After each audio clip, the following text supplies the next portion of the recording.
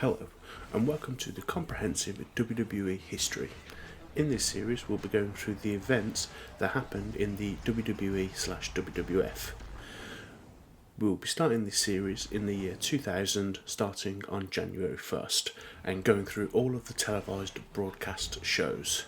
These are Jacked, that was also called Metal, Sunday Night Heat, Raw, and SmackDown. We'll also be covering all pay-per-views during the year. Each episode in this series will consist of 1 week in WWE history, and the results will be comprised of broadcast date rather than recording date. To start off, on January 1st, we will start with who the current WWE champions were. First off, the WWE World Heavyweight Champion was The Big Show. The WWE Intercontinental Champion was Chris Jericho. The WWE European Champion was Val Venis. The WWE Hardcore Champion was The Big Boss Man. The WWE Light Heavyweight Champion was Dwayne Gill. The WWE Tag Team Champions were the New Age Outlaws, consisting of Billy Gunn and the Road Dogg. And the WWE Women's Champion was Miss Kitty. So the first show of the new year was WWE Jacked. This was broadcast on the 1st of January 2000. It was broadcast from Greensboro, North Carolina in the Greensboro Coliseum. It consisted of 5 matches, of which 3 of them were dark matches. The first match of the night was Ricky McDaniel, who was accompanied to the ring by Wahoo McDaniel, and he defeated Brian Logan. The second match was Tom Howard, who went on to defeat Tracy Smothers. Third was Papi Chulo defeating Steve Bradley. Now, I'm sure you can see that Papi Chulo does look familiar. That is because he is S.A. Rios, or will become S.A. Rios. So for the moment, on the 1st of January, he was known simply as Papi Chulo. We then move on to the matches that were broadcast on the show, of which we had Prince Albert against Hardcore Holly, and Prince Albert went on to defeat Hardcore Holly by disqualification. And the main event was Kai and Tai, which comprised of Funaki and Taka Michinoku, and they defeated Midian and the Brooklyn Brawler. So that was the first event of January WWE Jacked. So next up we have Sunday Night Heat, that was broadcast on the 2nd of January 2000, and this was from Richmond, Virginia in the Richmond Coliseum. To start with, we had a dark match, which was Taka Michinoku, who was accompanied to the ring by Funaki, and he went on to defeat Papi Chulo. Then we had the actual broadcast of the show, where we started with a tag team match comprising of D'Lo Brown and Val Venis, and they were against Edge and Christian. This match ended in a no contest after D'Lo Brown and Val Venis accidentally hit themselves and then started fighting on the outside, with which the referee declared this a no contest. After the break, we saw D'Lo backstage, who spoke to Triple H and Stephanie and demanded a European Championship match against Val Venis later in the evening. After some back and forth, this was granted by Triple H. The next match was Mosh, who was accompanied to the ring by Thrasher, and he went on to defeat Grandmaster Sexay, who was accompanied to the ring by Scotty 2 Hotty. After this match, we had the New Age Outlaws come out, who decided to cut a promo on the Acolytes, talking about how the Acolytes were the number 1 contenders, and how at the Royal Rumble they would face them as long as the Acolytes managed to get to the Royal Rumble. We then had a match between the Godfather and Viscera, in which the Godfather won after Gangrel came to ringside and inadvertently sprayed his red mist in Viscera's eyes instead of the Godfather's eyes. Then we had the final match of the evening, which was a WWE European title match between Val Venis and D'Lo Brown. After some back and forth, Val Venis managed to pick up the win after a fisherman suplex. So that was the first Sunday Night Heat of the new year. So now we have the first Raw of the new year, which was broadcast on the 3rd of January 2000, and that was from Miami, Florida, in the American Airlines Arena. To start the show, we had The Rock coming out, doing his usual praise in Miami, as it is his hometown, and then talks about last week when Mick Foley was fired. He then proceeds to challenge Triple H to a match tonight on Raw. Obviously, this brings out Triple H, who goes on to say that he would love to fight The Rock tonight. However, he is already fighting The Big Show for the WWE title. He then goes on to talk about how The Rock likes making history, and tonight he'll be in the first ever handicap You're Fired match. Triple H then shows The Rock his opponents, which brings out DX, comprising of Road Dogg, Billy Gunn and X-Pac, who then proceed to beat down The Rock. So the first match of the night is a tag team match with the Dudley Boys, Bob Ray Dudley and Devon Dudley, and they're taking on Too Cool, which is Grandmaster Sexay and Scotty 2 Hotty, and they're accompanied to the ring by Rikishi. So this match ends in a DQ, with the Dudley Boys winning after Rikishi hits Bob out with a super kick. Cut to backstage, where we have the Acolytes doing an interview where they're talking about beating down the Mean Street Posse, and they said they could even do it with one arm tied behind their back. We then cut to Triple H and Stephanie in their locker room, who say that is a great idea, so the Acolytes will face the Mean Street Posse with one arm tied behind their backs. Steve Blackman then comes in, and Triple H says that he cannot hit Kane with a kendo stick in his match with Kurt Angle, which is next. So next up we have Kurt Angle against Kane, who is accompanied to the ring by Tori, and Kurt Angle wins this match by disqualification after Steve Blackman comes in and instead of hitting Kane, actually hits Angle with a kendo stick. Next up, Stephanie comes out to talk about the Intercontinental title situation. Footage is shown from SmackDown, which shows that there was a double pinfall, which results in Chris Jericho and Chyna both coming out to the ring. Stephanie then declares that the both of them will be co-champions, and if one of them loses the match, then they both lose the title. Hardcore Holly then comes out and demands a title shot, which is granted with Chyna tonight. So next up we have Chyna, who is with the Cat, and she faces Hardcore Holly, who's with Crash Holly. The match ends with Chyna winning after Chris Jericho nails Hardcore Holly with a forearm behind the ref's back. Cut to backstage, where we have Triple H, who says that the Big Boss Man Albert will face Test and two of his partners. So then we have the WWE title match, which is Triple H, who is accompanied to the ring by Stephanie McMahon Helmsley and all three members of DX, and he is facing the Big Show. So this is a very back and forth match, including Big Show almost winning the match with a chokeslam. However, Triple H manages to get his foot on the ropes.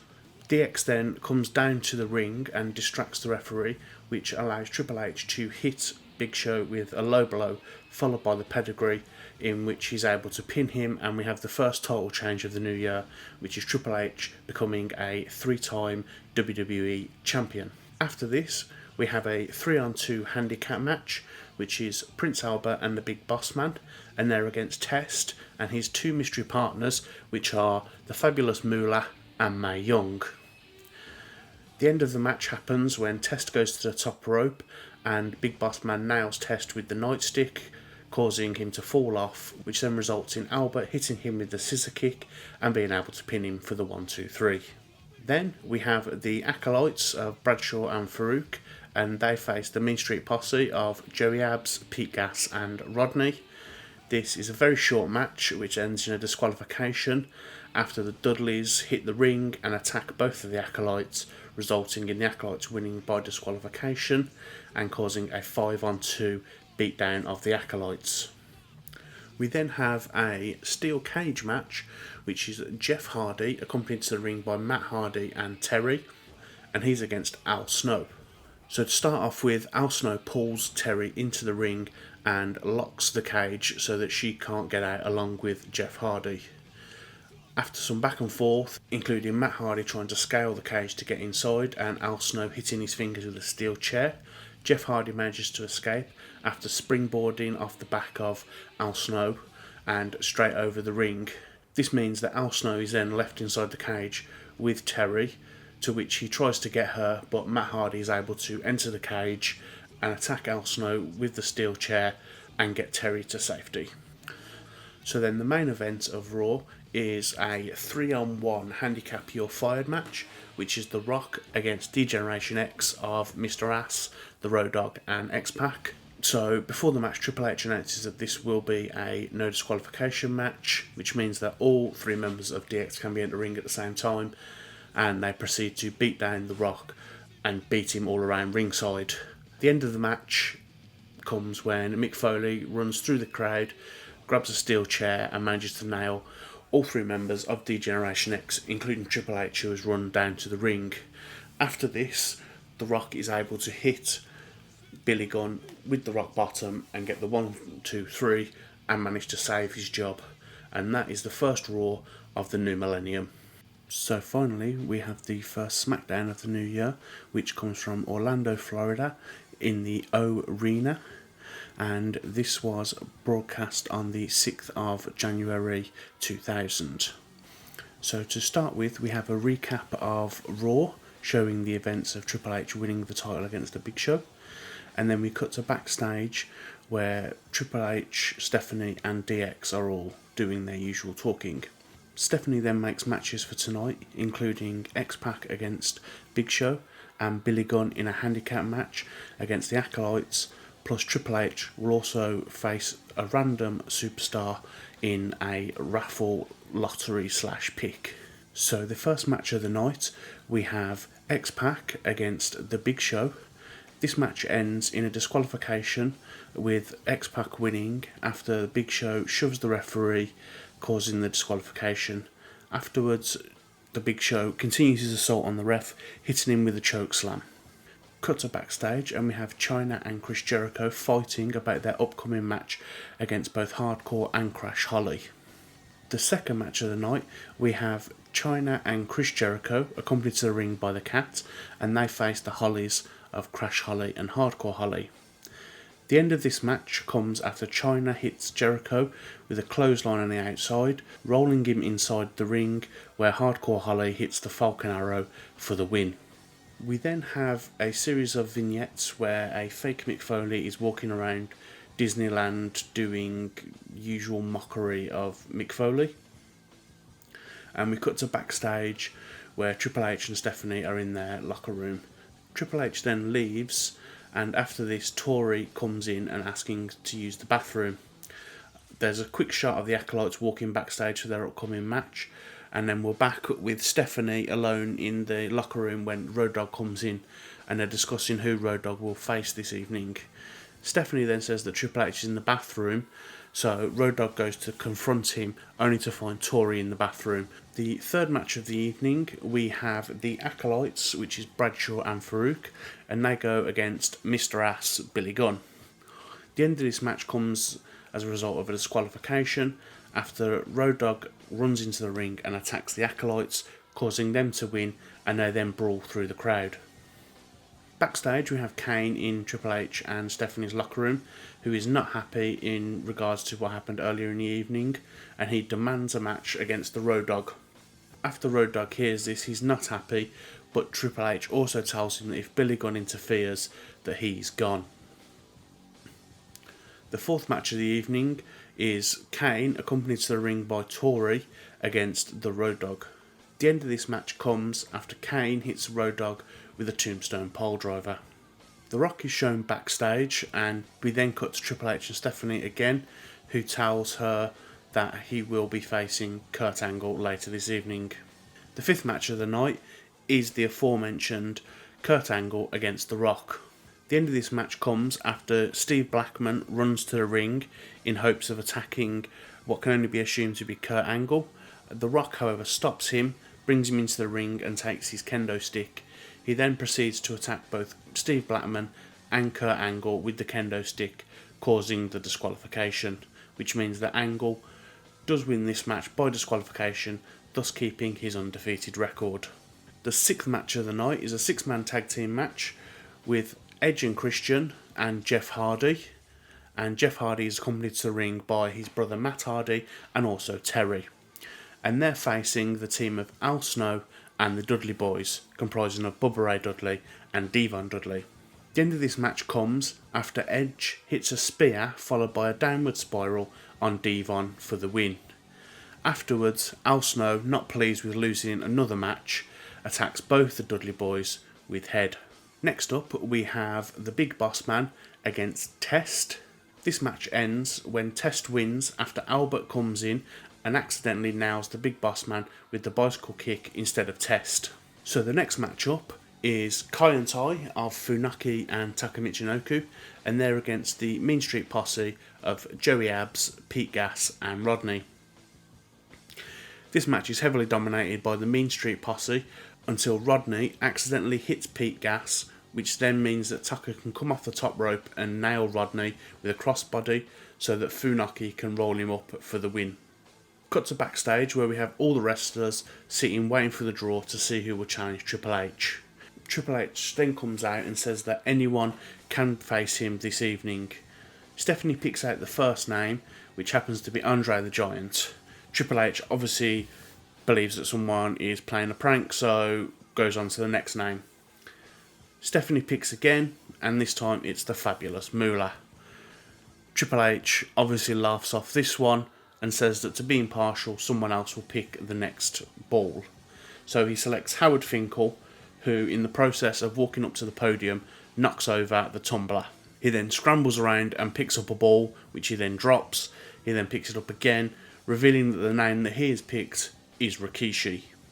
So that means that the main event for this evening will be Triple H against Rikishi for the WWE Championship. So the main event, as said before, is Triple H accompanied to the ring by Stephanie McMahon Helmsley against Rikishi. So this is a very back and forth match, which finally comes with Rikishi winning via disqualification after Stephanie gives Triple H a chair which he uses to nail Rikishi in the head behind the ref's back. Rikishi, however, kicks out of this chair shot, which angers Triple H, so he then goes and demands the WWE Championship. Then in full view of the ref, he hits Rikishi with the title belt, resulting in a disqualification. So that is the end of the first SmackDown of the new year, and also concludes the first week of the comprehensive WWE history. Thank you, and I'll see you next week.